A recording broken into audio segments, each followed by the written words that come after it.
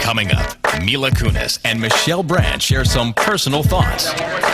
Pink keeps it real. I'm going to be performing Janie's Got a Gun for the best band ever, Aerosmith. And in Chapter 5, success drives Aerosmith and almost drives them over the edge for a second time.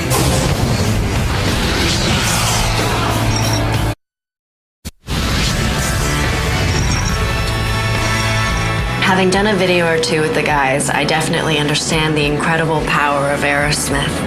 But then again, anyone who's ever heard the band understands the power of Aerosmith. Congratulations on your big night, and, you know, for icons, you're still pretty cute. Please welcome Mila Kunis and Michelle Branch.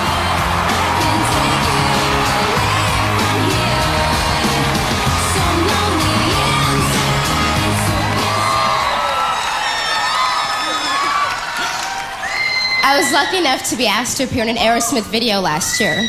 But first and foremost, I'm an Aerosmith fan. I first became an Aerosmith fan when I was 7.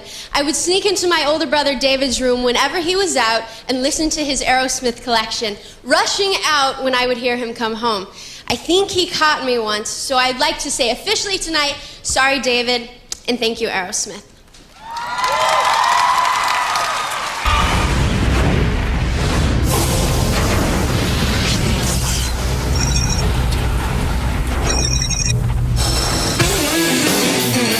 Throughout the late 80s and early 90s, Aerosmith were flying higher than ever, very much off drugs and constantly on the charts and MTV.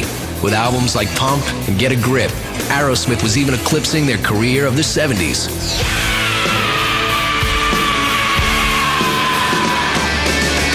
Always in tune with the times, Aerosmith worked with an assortment of prominent video collaborators to create numerous MTV smashes that turned the kids on and turned them into genuine pop icons.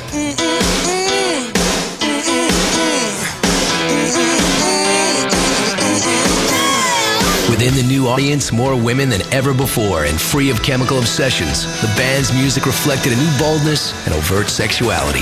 That was part of what sucked you in. Look what the girls are doing in the audience. Holy. I mean, when I look at a girl in the front row and she goes, lifts her shirt up, and then I'm singing a song and she's crying, and it's like a foreplay and an orgasm. There's so much sexuality in that. There was a time when some would have said we're over, but yeah, we came back just to kick some ass.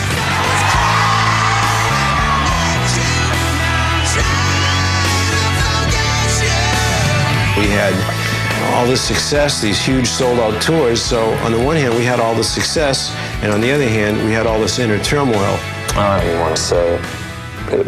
It's embarrassing to say, but there was this period where nobody was supposed to really have a private life, because this is all about the career, and it's all about your personal habits. I kept the right ones out and let the wrong ones in. By the time Aerosmith was recording their 12th studio album, 9 Lives, the band was divided, literally. Steven and Joe were in Miami working on tracks, while Brad and Tom remained in Boston. Meanwhile, drummer Joey Kramer was absent, battling depression after the death of his father.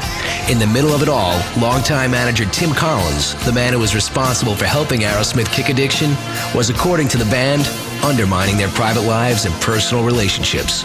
He completely, unequivocally helped us get our lives together and single-handedly tried to tear it down. Steven and I were down in Florida, and a couple of the guys were in Boston, and it was really easy for him to do this divide and conquer thing. While I was in treatment, you know, the one thing I would really have wanted was to hear from my brothers. And he was this guy saying, don't call him up, don't talk to him, hands off. He would look at me and go, wow, I can't believe you haven't heard from any of those guys. The bond forged all those years back on Commonwealth Avenue would be put to the test as the 5 brothers sat face to face and worked through their problems together.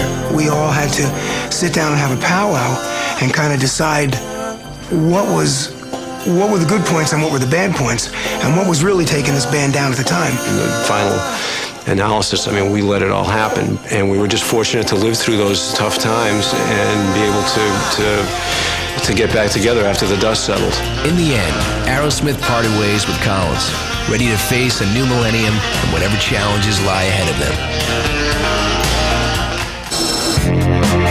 Coming up, Pink shows her true colors. And later, Aerosmith struts their stuff.